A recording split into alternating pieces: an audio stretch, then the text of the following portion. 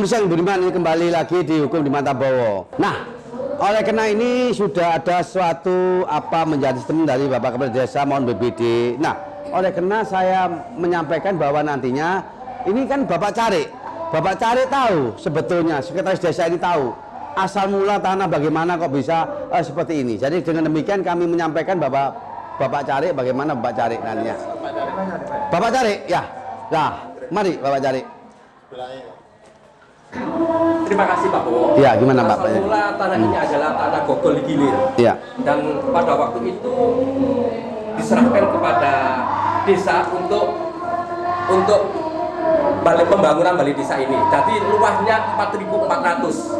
Nah, di situ proses untuk ke desa dalam hal ini yang dulunya Gogol Gilir itu masuk ke inventarisasi aset desa tidak. Dan salah satunya adalah untuk pembangunan balai desa di Kerembung ini. Nah, kemudian dan proses ini saya tekankan bahwa ini Gogol Gilir. Gogol Gilir. Terus kemudian kalau Gogol Gilir berarti ini kepunyaan siapa? Dari kalau Gogol Gilir yang jelas itu punya negara, dalam hal ini untuk penggarapannya itu diserahkan kepada desa. Desa ya? Ya. Nah, oleh karena itu kalau desa ada aset desa itu negara, apakah di Irpop itu ada? Sudah masuk tanah itu? Masuk. Gimana? Masuk ke inventarisasi aset desa. Itu di mana? Di Irpop ya? Gimana itu masuknya? Masuk Irkap ya? Irkap bukan Irpop ya? Irkap ya? Jadi masuk sudah ya? Irkap ya? Jadi sudah masuk, di materi sudah masuk. Nah, bagaimana? Apakah Irkap itu sudah menyampaikan bahwa ini ada tanah desa dan sebagainya, tanah aset desa dan sebagainya? Apa pernah menyampaikan keterangan dari Irkap itu? Sudah tahu? Belum. Loh, gimana? Apakah itu untuk inventarisasi aset desa itu kurang lebih tahun 2001 sudah ada di desa. Dan terus itu posisinya itu tadi dulunya itu ada tim yang nama tim aset desa. Nah, dan itu uji materialnya di situ sudah jelas dan di situ ada kepanitiaan yang pada waktu itu untuk menangani aset desa. Dan kebetulan di desa Kerembung ini aset desanya cukup banyak, Pak. Bukan itu aja, lapangan ada, kuburan ada, lumbung desa ada, bahkan di desa Kerembung ini juga ada 2 yang penggunaannya itu untuk balai desa. Balai desa lama sama balai desa baru. Yang baru ini yang kurang lebih berkisar 4.400. Tidak ada luasan yang 320 itu. Dari keseluruhannya itu 4.400. Kalau 320 yang dikontrak Budini gimana? Itu masuk apa itu? Itu masuk satu hamparan dari penggunaan untuk balai desa. Jadi masuk yang 4.400. Oke. Blok Boto ya. Pak Cari ya, Sekretaris Desa.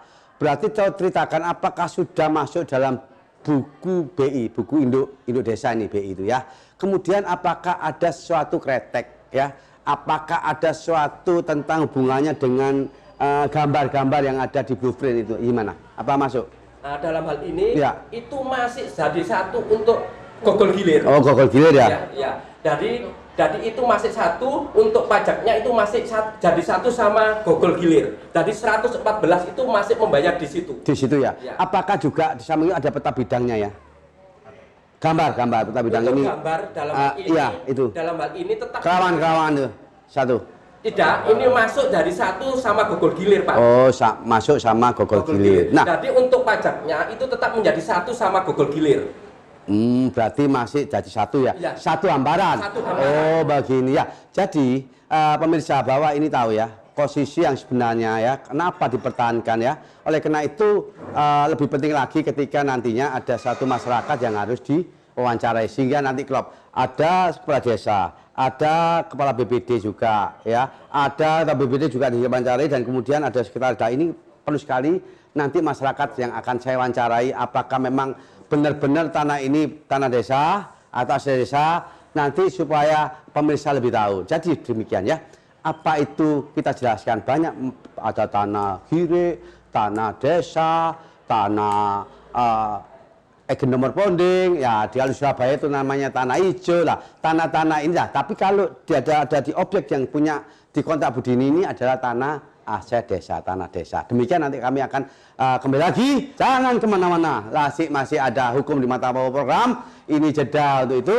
Untuk nantinya akan ada session yang berikutnya.